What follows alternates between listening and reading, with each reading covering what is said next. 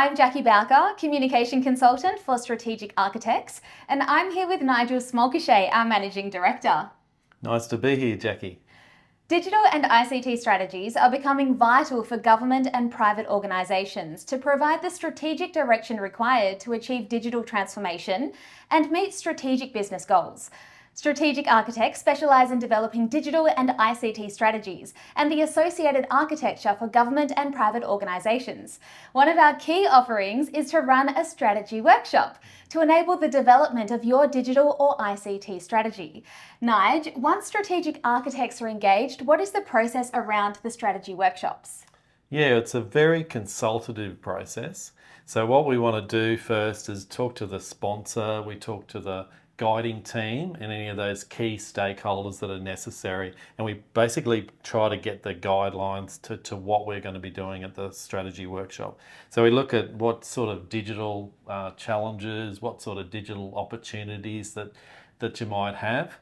We incorporate some of the existing strategies that you might have in place. So say your corporate strategy or your vision documents, anything that might have been worked on in the past in the digital strategy area. Maybe a consultancy came in before, so any of those things are always handy. So once we've done that, we try to work out the event, how the event's going to work. We work out a stakeholder register. So that includes, we want to make sure everyone's involved, all the senior execs involved, get them involved, because it's not just an IT type strategy. A digital strategy these days needs to have the involvement of the entire senior leadership team. So if you can get them involved, that's important. So then we work out how do we do the event, We've got conference centres in Brisbane, Sydney and Melbourne that we can use. We can have it fully face-to-face, and we potentially could go out to your organisation as well to do that. We could have it hybrid, since COVID it's been a lot of hybrid stuff. Some people have to work from home or whatever, and we can do it fully virtual. And doing fully virtual enables us to do the workshop anywhere sort of in the world. So work out that event, work out the logistics, is it going to be one half day, is it going to be one full day?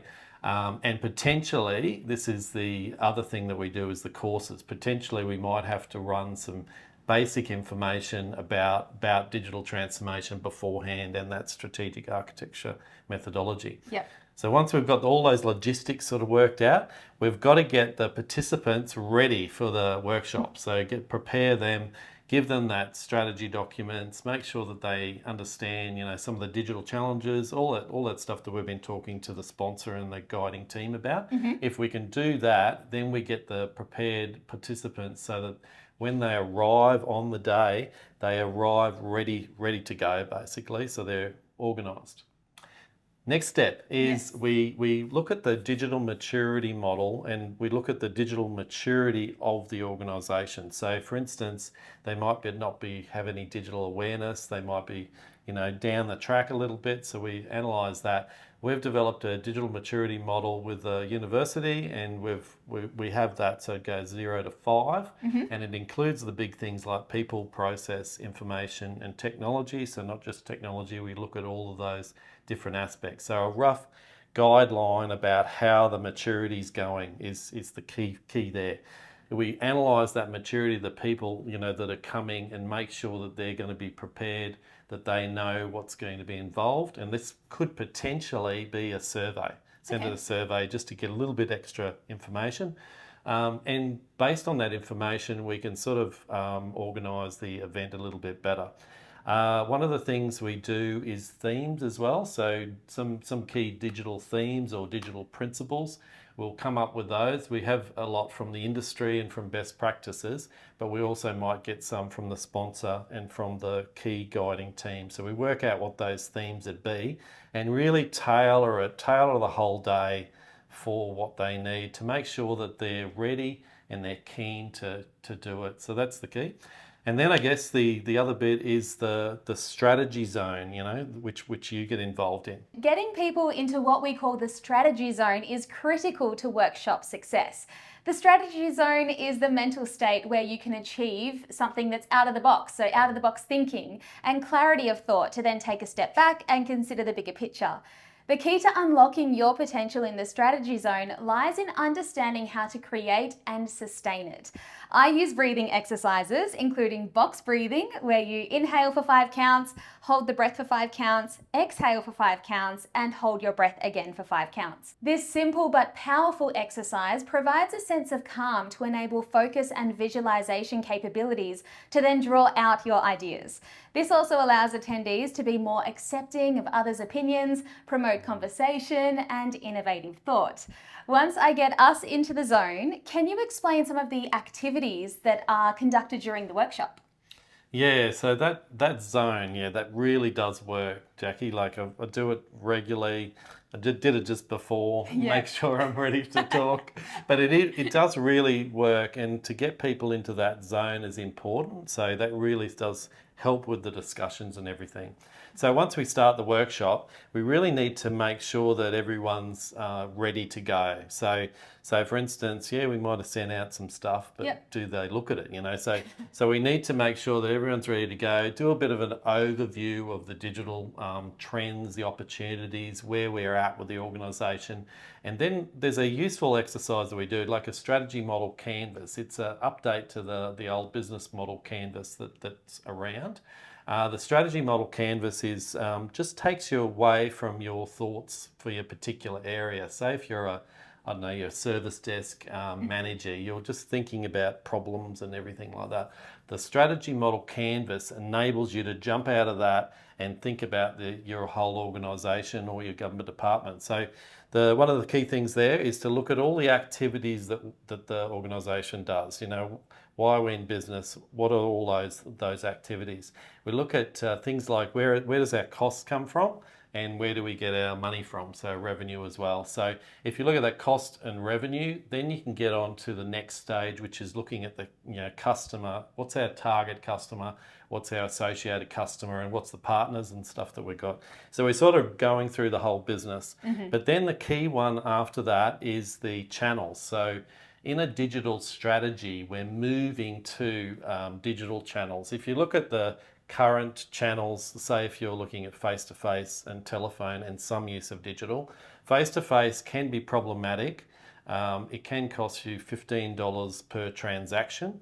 Telephone, ringing up, it costs around $9, and then a digital transaction costs about 40 cents. Mm-hmm. So that's an interesting one. Yeah. But the thing is it's also the frustration. You don't want to be on the call center line for an hour or something, waiting and stuff. And that's some of the frustrations that can come through with your customer. So there's a good example of that. So say 10 to 15 years ago, you'd go to the bank to find out your balance before you withdraw your money. Mm-hmm. Now, these days, you wouldn't go to the bank to find out your balance, would you? You probably wouldn't even go to your auto teller. So you go to the bank if you want to get a super duper, home loan deal, yeah. So that's the same with government and same with business. You don't want to be going, face to face for simple things. You want to do that for the enriched sort of transactions that you need to. So that's where the digital part comes in, where you can do all those digital transactions.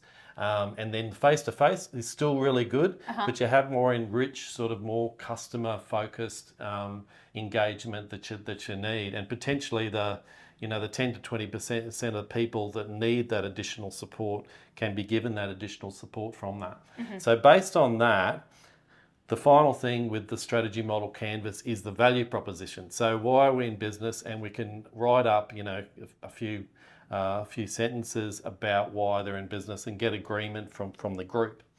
So after that is we've looked at the micro environment and looked at the organisation. Now you look at the macro sort of environment. So that's where you can do this what's called a pestle analysis. So the pestle analysis includes political. So you look at the political environment, federal elections, things that have been announced in the budget. Mm-hmm. Like one that affects us is around cybersecurity. There's a lot more efforts in cybersecurity. So look at that political environment now. How does that affect our organisation?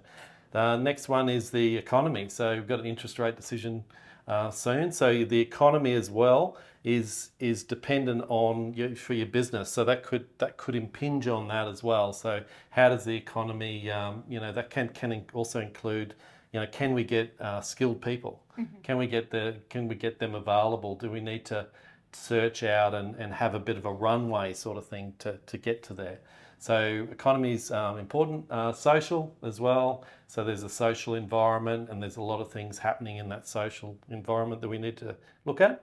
Next one in the pedestal is technology. So technology is super important with digital, obviously. So what are the technologies that are key for us? Do we have a lot of legacy technologies, and we want to move to the new platforms, the new digital platforms that we can have? Environment is the next one after that. So do we have specific environmental targets that we need to meet? How can we better use the environment? And the last one is legal, and legal can affect quite a lot of things. So sometimes it can be a new legislation comes through Parliament that can affect your business, and that you can jump on, trainees or whatever there. So that's the key. So now we've looked at the internal and we've looked at the external. So now we want to just to have a bit more of an analysis of that. So we tend to do a SWOT analysis, which is the old, strengths, weaknesses, opportunities and threats. Yeah. So with digital, we have a digital flavour to it, and potentially there's some use cases coming out of that. But that's a really tailored thing, and everyone comes up with their own sort of response to that, and that gets them into that, the strategy mode. You've got them into the mode, but then they're fully got the information sort of coming up. So that's really good. Now the focus moves then to the customer. So to look at the customer and the human-centered design, is there existing customer journey maps? Is there human-centered design activities that have been done? Some people aren't familiar with that. So it's really looking at coming back to the customer. How do they want to interact with the organisation? And you can get some use cases coming up from there that can be quite unbelievable, and you don't really think of those as a person working in the company. So you're getting that view from there, which is handy. Now we talked about before the workshop, we talked about the capabilities and the digital maturity model. It's at that point where we sort of bring that up, and we could potentially look at that survey that we sent out. We'd look at how can we, more accurately determine that. Look at the people, process, information, technology. Look at what our current level is, and then what our transition level is, and what our future state looks like. So we're really taking what we've done with the sponsor and the guiding team, and then sort of improving that, getting everyone involved in that, and get some sort of tentative agreement on what we have from there. So once we've done that and we've got that, we need to really look at the themes. So there could be, say if you had 6 senior leaders in the room, potentially you could have 6 themes that come from that. And those themes that can then be linked to the benefits and the costs and stuff that's going to be associated with the program. So if they came from those leaders, it can really be beneficial because they own them. They came up with those. So it's really, really useful. Now, the emerging techs is obviously a key area, and we've got a lot of research that we've done in that space. So there's particular emerging techs that are most important for a particular area. So if you're in healthcare, say for instance, AI and machine learning might be important because there's a lot of assistance that can happen there around, reading reports, automation that's included. Maybe in the transport area, you might have Internet of Things where you have sensors and cameras on bridges and that sort of stuff. So there's obviously, and then say in a construction sort of sense, you could have QR codes and apps being put on your phone because the builders, etc., generally use their phone as their main source of computer, digital sort of side of things. So it depends on that. We work out what those emerging techs are going to be with the people, and then come up with that.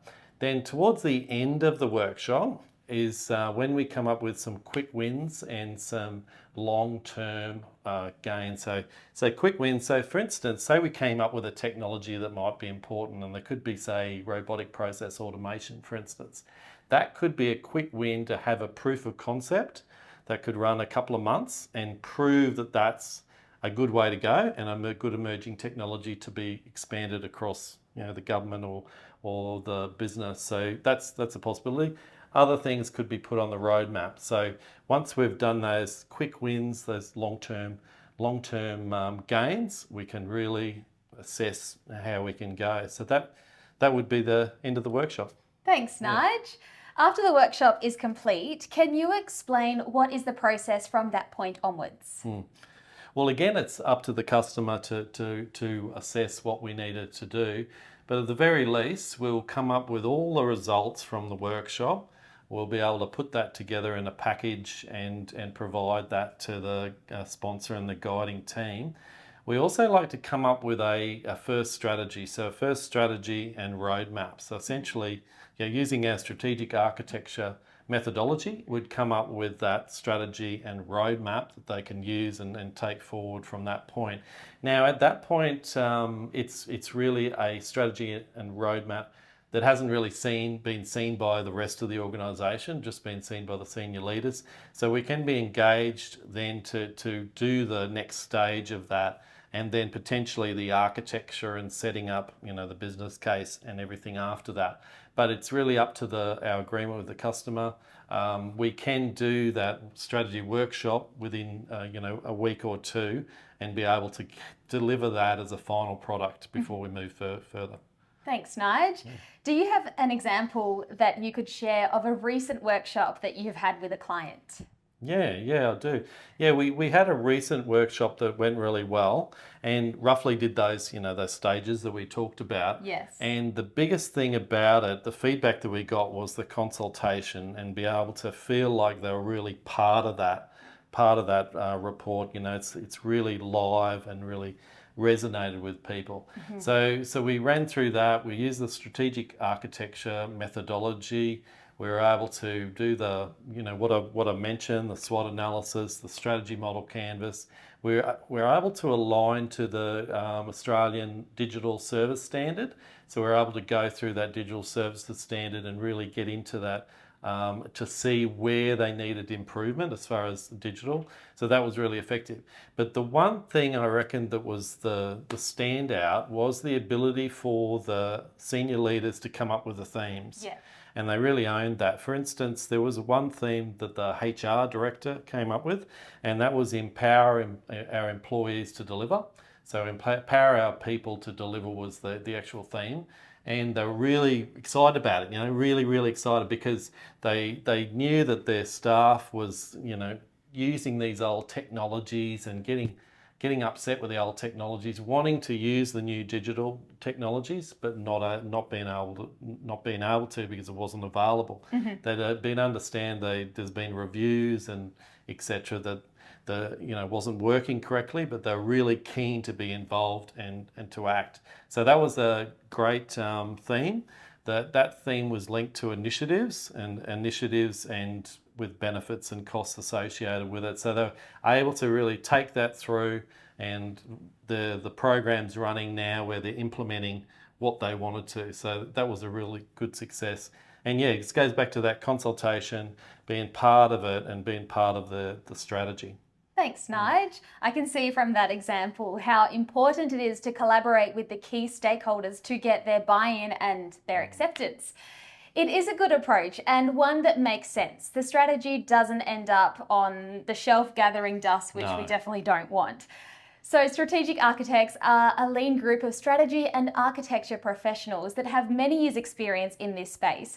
We can tailor the workshop for any size government department or business. Please feel free to contact us and we can undertake the digital or ICT strategy workshop to put you on the journey of transformation.